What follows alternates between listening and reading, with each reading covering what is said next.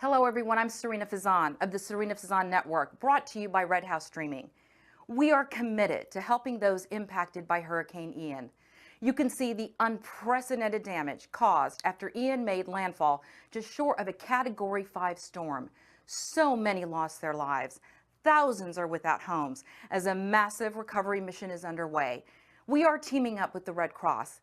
Please join us in this rebuilding effort. It's as simple as scanning the QR code or following the link below. Stay safe.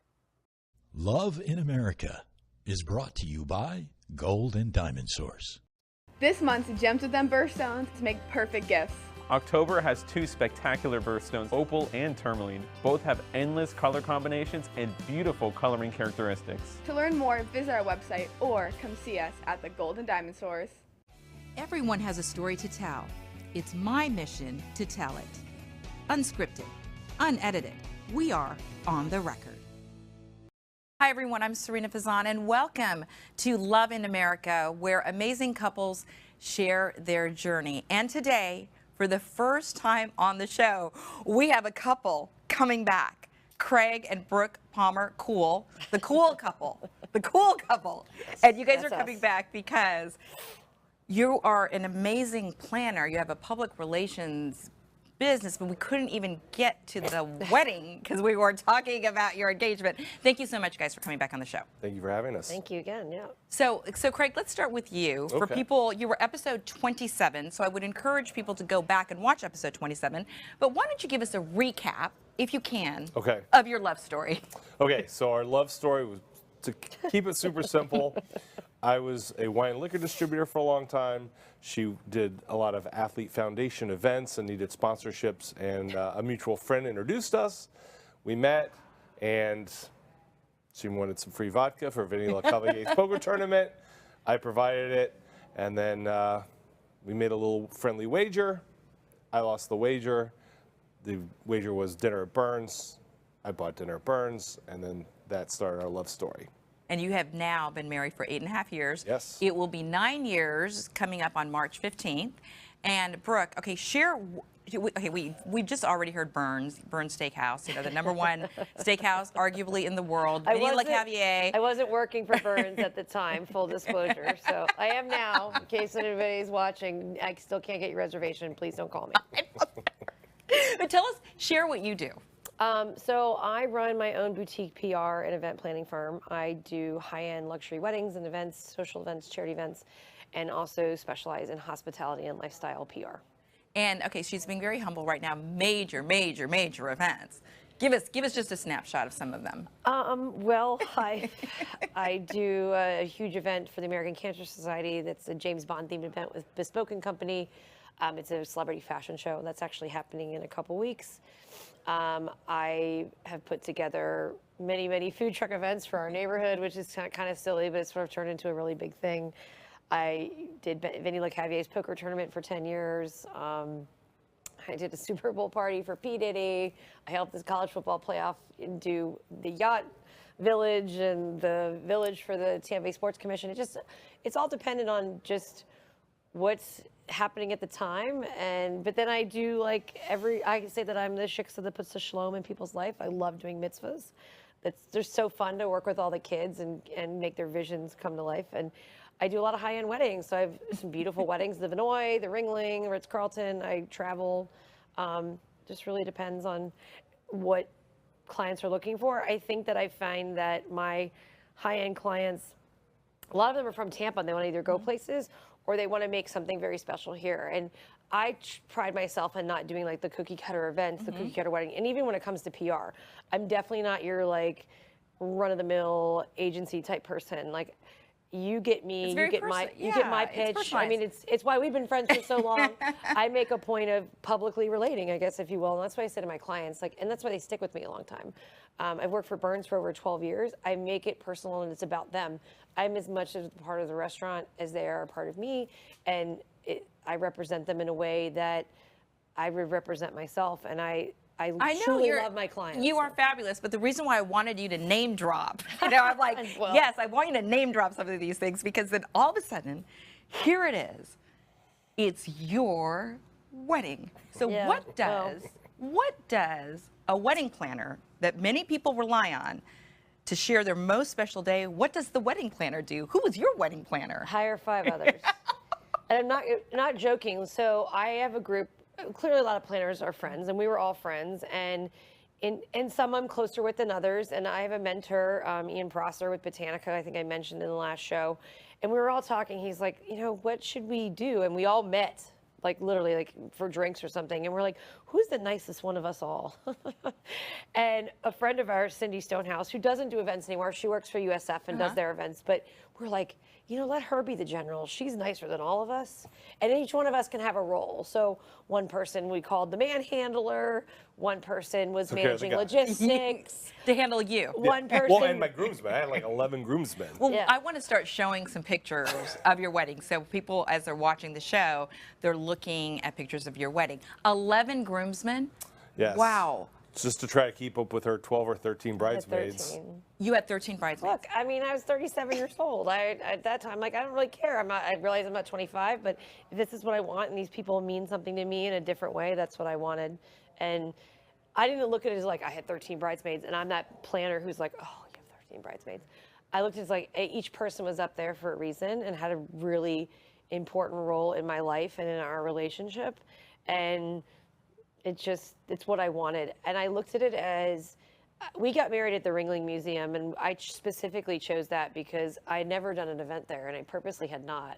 I had steered other brides to like the Ritz-Carlton or go to Vinoy. Like, I wanted to kind of save it for my own thing. Did you always, okay, before you go further, when did you know you wanted to get married there? I can tell you that. And when I was in college, I was a senior at Vanderbilt, and in 1999, Great Expectations, the movie came out.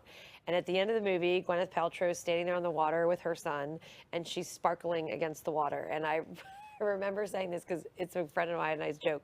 I want to sparkle like Gwyneth at my wedding.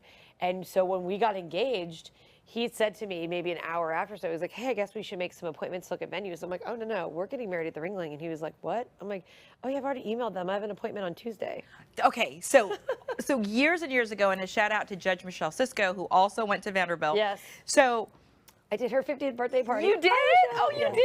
Yeah. Oh my gosh, look. Like, we were in the same sorority. How about that? Are you 10 years kidding? apart, not joking. Oh my gosh, okay, see, this is Yeah. why I love these shows, unedited, unscripted. So, all those years ago, in college, and you see this movie, that's where you knew, and purposefully, come on, put it on the record, purposefully, you were like saving that venue for you. I did, and And she didn't live in Florida. She lived from Virginia and then Nashville. So she never lived in Florida. And when I moved to Florida, I actually hadn't even visited it when I got here.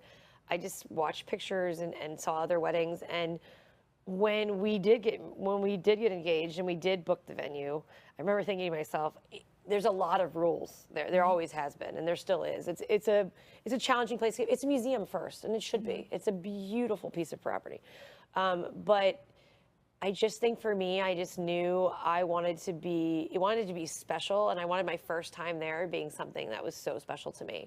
And it doesn't take away from the many, many beautiful venues that I've worked with and work at and love and adore.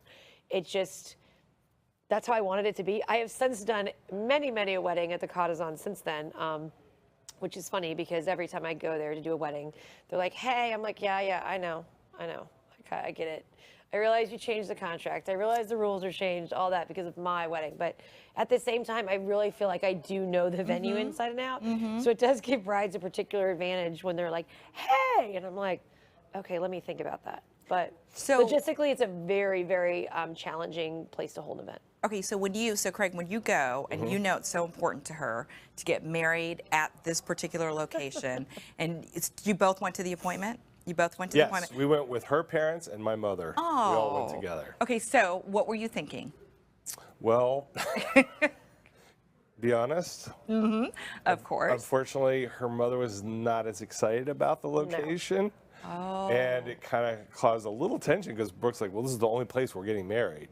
So Mama quickly realized with her vision and her dream that it was going to be a beautiful Full wedding. disclosure, my mom was expecting the Cottazon to look like a Newport mansion, you know, a Vanderbilt type mansion. It's not. It's a Mediterranean.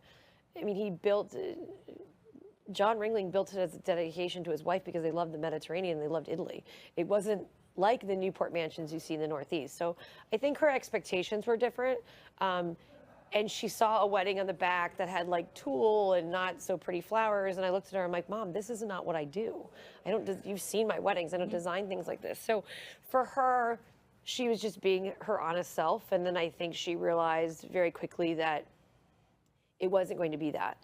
And when it did come to fruition, everything that I learned from her over years of watching her entertain and just her impeccable taste was completely manifested through this event. And that's not about, I tell people all the time, it's not about the chairs, it's not about the flowers, it's about like the experience you give people. And it's been 8.5 years since we get married. And when I tell you that someone probably every day, if not every other day, says to me, oh, I'm never gonna go to a wedding like that again. Which is exactly what I wanted to hear, because it's not about the pretty table or the mirror, whatever. I gave them a great experience. I mean, we had a great band. We had really good food. It was super fun. And that's what you have to remember. When any event, whether it's your wedding, your mitzvah, you've got to remember that at the end of the day that you have those memories. That's what you've got. So forget about freaking out about your food and beverage or why the cookies are on time or whatever. That doesn't matter. You know, the question I have too on a larger, not just about your wedding, but since you are in this business, you have probably seen it a lot where there could be potentially some family tension. Seen it, lived it. Lived it. So what advice do you give to people? Before we go to the break, I'd love for you guys to answer that. Advice number one is don't get married during football season. Nobody wants to go to a wedding on a Saturday night during college football season. Which is why we got married in March. And we did it before March Madness, because again, nobody wants to get married, go to a wedding in March Madness. We got married. We picked March really honestly because the weather is the most beautiful, it's the most comfortable. It was a formal affair, least chance of rain. So that was really why we picked March. But I think some practical knowledge, and this isn't saying that anything he's not said isn't validated. I tell my brides and brides, grooms and grooms, whatever, throw away the wedding magazines. That's not your wedding. You're making your wedding. So you might want a cake that Sylvia Weinstock did that's $5,000. That might not be in your budget. Like, you got to understand that like everything that we create is going to be about what you want, and it's your day. It's not your mom's day. It's not your aunt's day. It's not grandma's day. It's your day. So just remember, it's about you and your spouse, and that's what you have to take away from it. If there's something super important, for example, to your mom or your grandma, think about picking that battle. And whether you have a planner or not, because sometimes it's just not worth it. Why are you fighting over the fact that like your mom might happen to love peonies? Who cares? Fine, let her have some peonies. Give that to her in a bouquet. Find a way to make her feel like she's relevant or important. But at the end of the day, you still are going to get what you want. You're still going to make sure it's about you and your spouse's love, principles, the experience you want to give. If you want to play all country music, great. Your mom hates it, too bad. Throw in one song for her. Like my mom wanted to hear Me and Mrs. Jones at my wedding. I mean, are you kidding me? That's not really like the most appropriate wedding song. Who cares? Who cares? It made her day. My sister wanted to hear Mustang Sally, like 2 songs. And I'm like, wait a minute. Me and Mrs. Jones and Mustang Sally, like these are your requests? we didn't have to play the electric slide. His we were mother, okay. God rest her soul, she loves the Carpenters. I hate the Carpenters. Again. It's 3 minutes of my life. Right. Who cares? But it's interesting. Make her happy. It was quite a production, setting up a 384-person sit-down meal and 2 bands, and and I did a couple days before the wedding go, Brooke, this is only going to happen once, so you need to make sure you enjoy this moment. And we had that conversation, and from like the Wednesday before the wedding on, she's like, you're right, I can't worry, something's going to go wrong, I can only control what I can control, and she really enjoyed her own experience. And you have to hold that thought because we have to go to a commercial break, because I want to hear much more about your day. But we're going to a break and we'll be right back. Stay with us. Thinking about getting engaged, planning to upgrade your wedding ring, or finally getting that Rolex? The Golden Diamond Source can help you in many ways. You can start a layaway plan for only 10% down and 6 monthly payments. Take advantage of our 3 to 5 year interest-free financing. Or you can trade in your old broken jewelry and use it towards a new purchase. Come to the Golden Diamond Source and find that perfect gift for the ones that you love.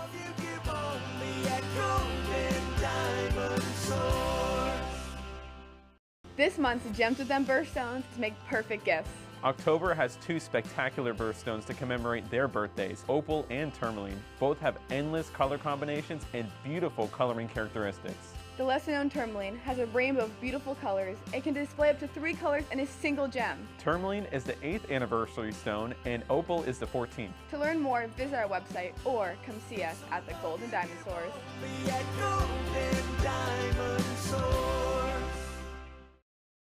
Hi everyone, welcome back to Love in America. I'm here with Brooke Palmer and Craig Kuhl, the cool couple.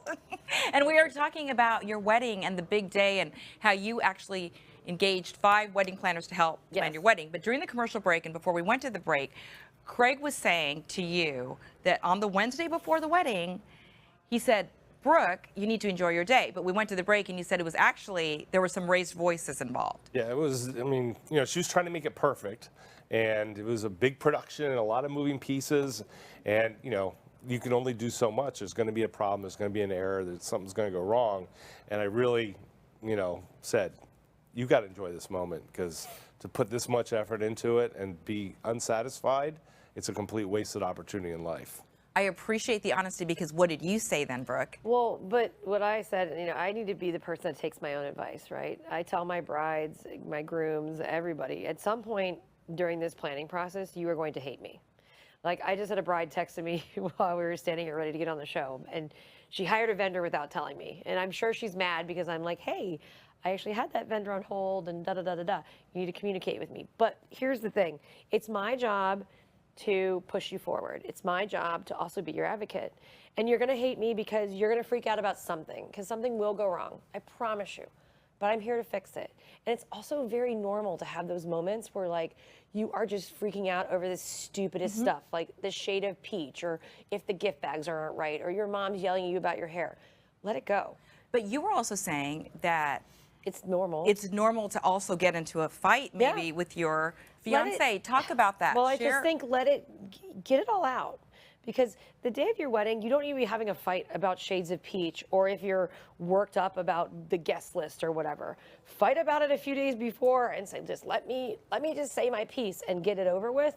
Because then Thursday, Friday, Saturday, when all your friends and family are there, you're not fighting about it. You've got it over with. You put it, you know what I'm saying? You brushed it under the rug, you talked it through, and you're moving forward. I remember the morning of our wedding, I sat on the porch, or the balcony of my hotel room, and watched 3 manatees swim in the little harbor in Sarasota Bay. And it couldn't have been a more perfect day. And I thought to myself, oh, you know, this is karma coming back for me. Finally, I get like a Chamber of Commerce weather.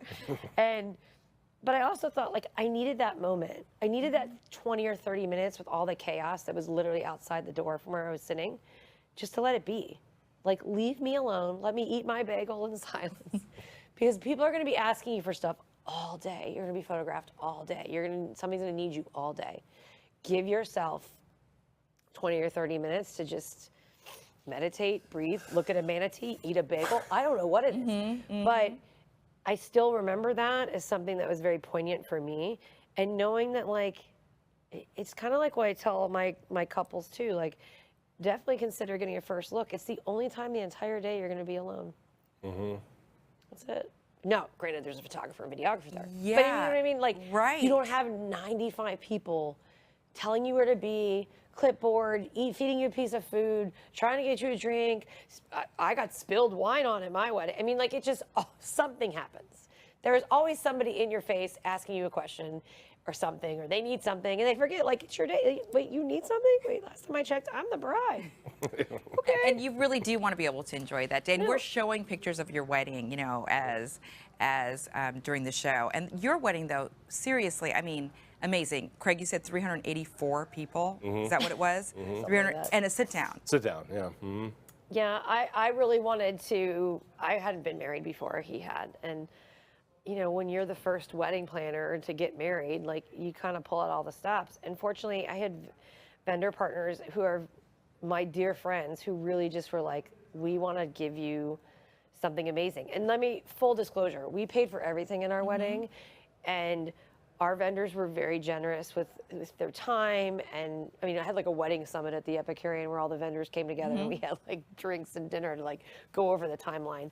The But- Epicurean is a beautiful hotel in Tampa. You know, and then afterwards I had a thank you dinner for all my vendors because they truly stepped up. And I pride myself on relationships in this business, whether I'm doing PR or I'm doing events, because people show up and they came the extra mile and gave us what I consider still one of the most spectacular events I've probably ever planned. And you know, and honestly, like, don't you feel in any business or in life, just in general, you are good to people, and it does come back in all ways. Craig, let me ask you. So you had been married before. You were married for 16 years. Correct. And you, I would imagine, had a wedding. I mean, or maybe a big wedding. I don't know, like. No, it was a little simpler. Yeah. A little simpler than this, than this affair. Yeah. But Thanks. from a male's perspective, Yes. how important was it for you, and speaking to other men out there, to give your bride the wedding of her dreams? Well, yeah, especially when it's, you know, your partner's first wedding. It's extremely important. You know, this is it. Like, you want to make a long run of it, so you want it to be a memorable experience. Okay. And being that she is a planner and in public relations, you know, she wanted to entertain our guests. I didn't do it for like the feature and Grace Ormond or, you know, Gail putting me on the news, we talked about last time. Gail Guayardo, who works at the still. NBC affiliate, or was it Gail Sierens? No, it was Gail Guayardo who did it. She was at the wedding with her GoPro. So let me ask you though. I remember walking down the aisle and I looked over and she had it, and I was like, and there she is with the GoPro. I'm like, you really did it.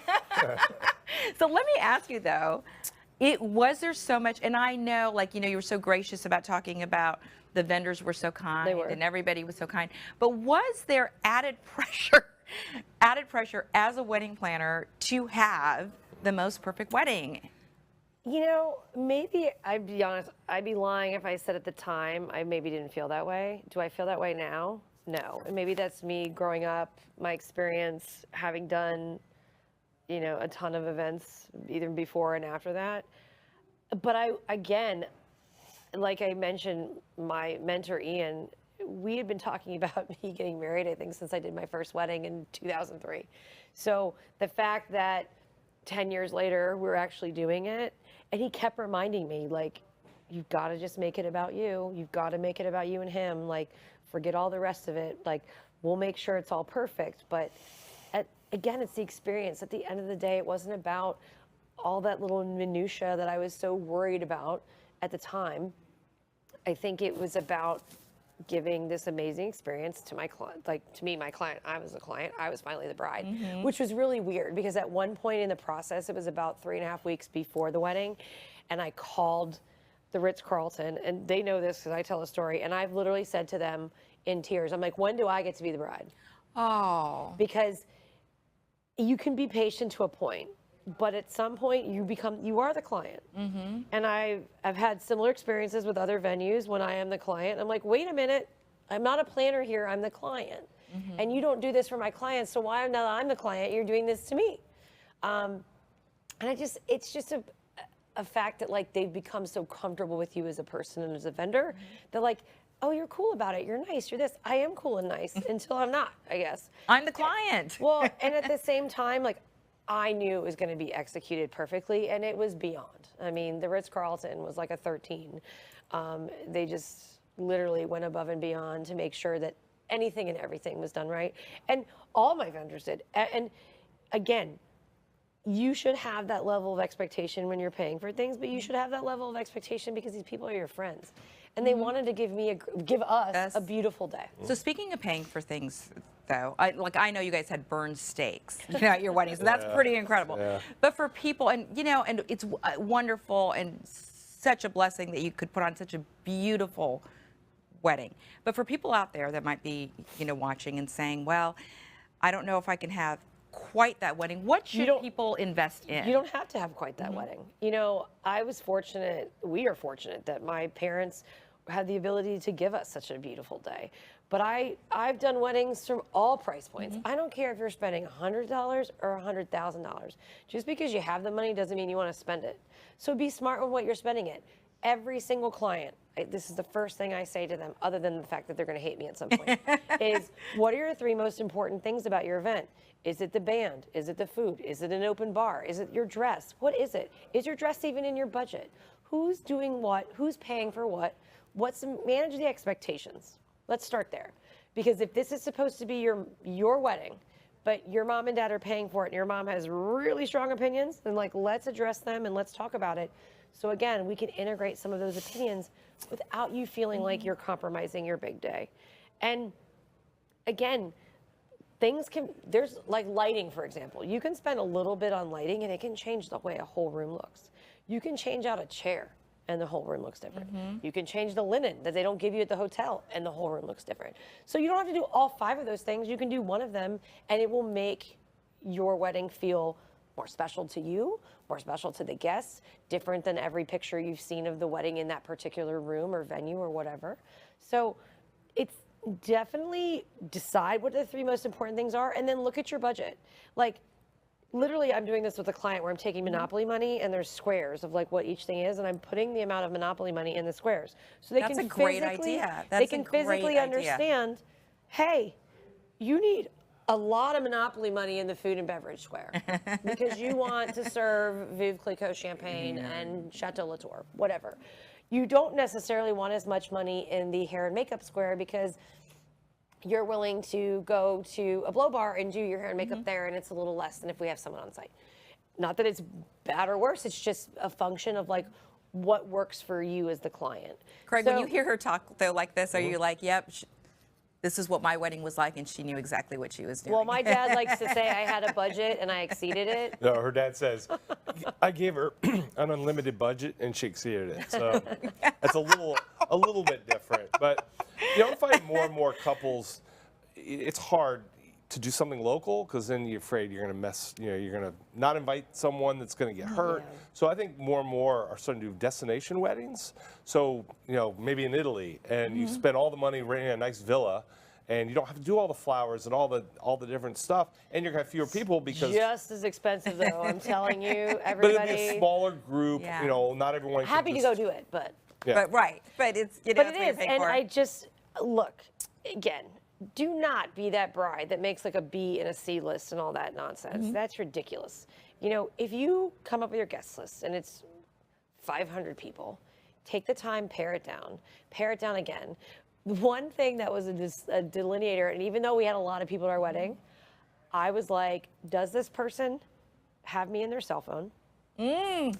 Do they know my middle name? Oh, good one. Do they know my dog's name? Ah. And if there was one of the 3 or 2 of the 3, it was like, Love it. only because they don't really know you.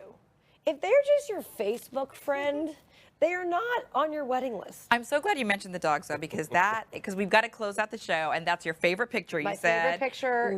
with you guys. Yes. With you guys and the dogs. And let's give a shout out to the Weintraubs. They are the sponsors, of course. For, Thanks, Julie, again. Sole sponsors for Love and Dating in America. Gosh, the cool couple. Thank you so much for coming back. Thank you Thank you for having us again. Absolutely, Appreciate we it. so appreciate it. And I ask you, if there's someone you'd like to recommend on the show, Brooke Palmer, thank you so much, by the way, for recommending Sarah and Raphael Perrier, who own Kawa Coffee. They were on. Please email us at production@redhousestreaming.com. We would love to hear from you. Also, you can share the show on multiple social media platforms, and we're also on Roku with some major announcements coming in the fall. So appreciate it, guys, again. Thank you for having us. I will say, if you can incorporate your pet in your wedding, do it. You'll never forget it. Okay. Yeah, of course. They're our family. Mine, They're our for family. sure. Stay safe, everyone. We'll see you next week.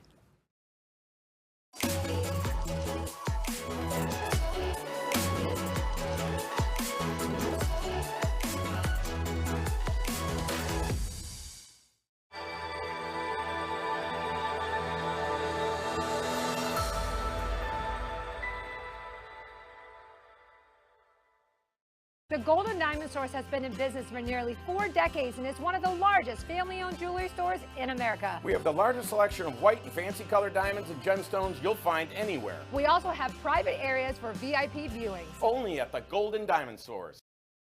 Hello, everyone. I'm Serena Fazan of the Serena Fazan Network, brought to you by Red House Streaming. We are committed to helping those impacted by Hurricane Ian. You can see the unprecedented damage caused after Ian made landfall just short of a Category 5 storm. So many lost their lives. Thousands are without homes as a massive recovery mission is underway. We are teaming up with the Red Cross. Please join us in this rebuilding effort. It's as simple as scanning the QR code or following the link below. Stay safe.